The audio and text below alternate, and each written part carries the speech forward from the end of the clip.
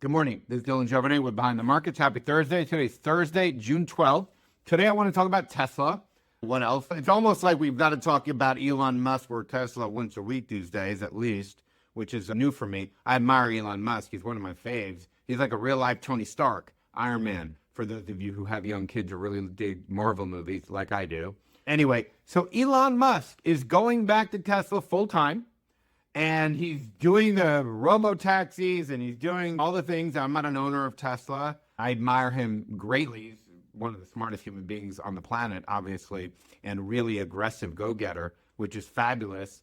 But I've always thought Tesla was more of a movement than traded on the economics of a car company. But anyway, so he goes into government, has this great big blow up with the president. And here we are. But he's going back to the company full time. And now they start to downgrade it just because he has a beef with the president? Really? You didn't downgrade it before? And I understand. I can't say whether a lot of folks have said, would you be buying or selling? I've never owned Tesla. I've never really been a big Tesla owner. I'll tell you what, if Starlink were public, I'd own the heck out of that because they got a good thing going over there. Or SpaceX, if that were public. On SpaceX, they basically have a monopoly on rockets. It's really crazy.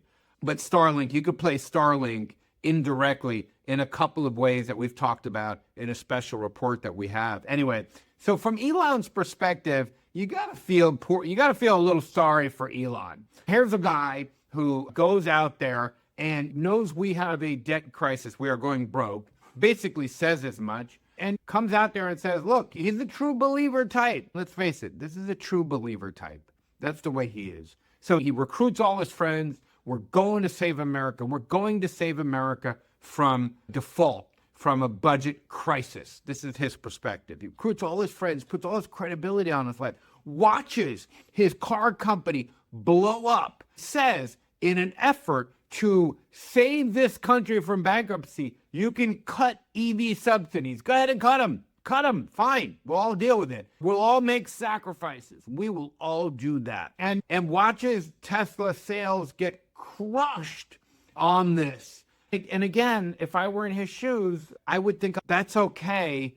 I'm saving my country. It's worth it. It's worth it.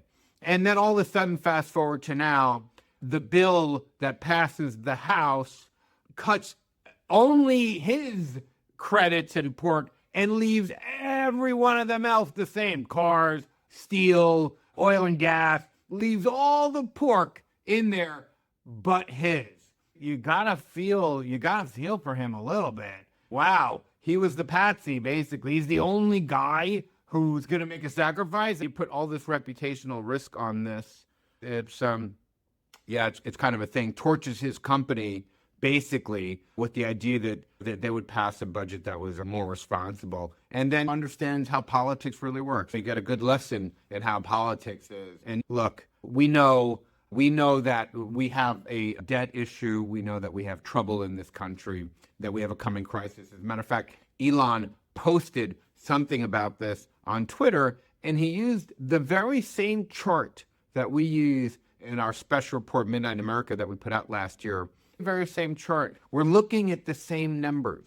We are looking at the same numbers. I don't know if any of you know that, if any of you follow him on Twitter who've also seen our Midnight America video and our report, but we're both talking from the same chart. So it's a little bit disturbing when you see that we are headed for this financial crisis. You don't know, like Jamie Dimon said last week, 6 months, 6 years, 4 years, the next person, whenever. But I'll tell you what, even if it's the next president that it lands on their desk, one thing's for certain, both parties are completely responsible.